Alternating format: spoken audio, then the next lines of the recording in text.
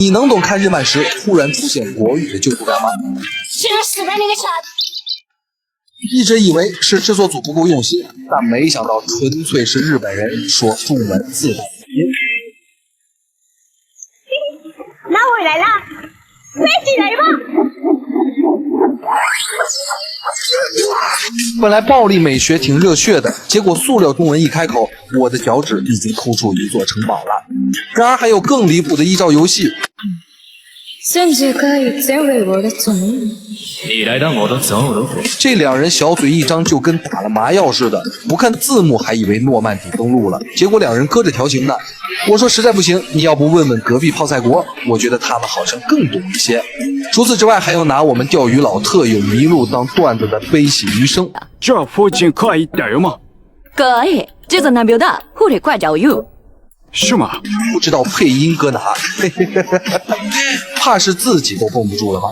说真的，平时笑笑的了，这下真拿我们空军大队当周刊。不过要是真找不到中文指导，你找关谷神起来都行啊。其实不光中配霓虹酱，配起其他国家语言来也很鲜美，比如 Hello, Japan School people. I am America から来たです。这种说话日英两称的美国老师也是直接精神美国人上了，这边建议直接去找大宗动画。我估计拿日漫里的英语配音放给英语母语者听，基本也是听句一席话如听一席话，毕竟他们学英语全靠假名标音。All nice circles run through to get to difference and over area and looks to pass.Wasn't worse？ 这种下咒式的英语让我想给鞍马一个巴掌。就当你以为日漫里的英语已经够奇差无比，结果这个俄语就像鬼一样缠了上来。在《艾丽同学》这部动漫中，女主用俄语聊男主的画面，米拉西卡。本来看得怦然心动，直到我刷到一个俄罗斯网友吐槽女主的俄语，怪得像山路18弯，就连本地人也听不懂。我就知道这股大所谓口音就跟太平洋排污似的，弥漫在各个国家的语言。那有没有能听懂的？还真有，比如乒乓里的中文配音，反手无力，正手不轻，脚步松散，反应迟钝，每一个动作像样。这中文听着就跟译制片一样。正当我疑惑大佐为怎么消失了，一看原来是老乡见老乡，两眼泪汪汪。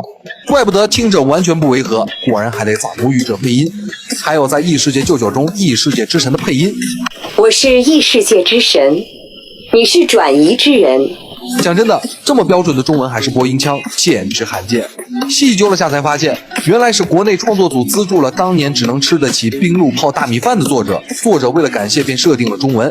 除此之外，辣屋里屋超级明星里的堂哥哥中日混血，不仅拥有曼妙身材和精致的美貌，更是凭借流利的中文直接爆火出圈。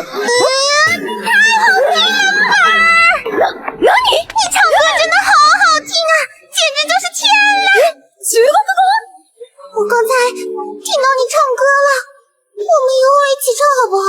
一起唱，一起做学员偶像。那声音地道的像你身边的留学生妹妹，要不是日漫里面标出中文，我还以为在看动画片呢。不过话说回来，也不是所有异国语配音都拉胯，比如福瑞男子游泳部里的澳大利亚游客。How do you buy this? Thanks. 注文の仕方は那英语说的比英美流子还地道，原来找的是真澳大利亚声优，另外还有摇滚是淑女的嗜好里的英语课教学。He shall profit contest. A bear his hopes. Both wisdom, grace of fear. Angel know security is mortal's chiefest enemy. 让我直接梦回那些年被英语听力支配的恐惧了，可惜这样的例子太少了。日漫配音行业再专业，也没精力为了几句异国语专门找母语者配音，大部分时候都是声优对着假名应念，自然就成了外语听力灾难现场。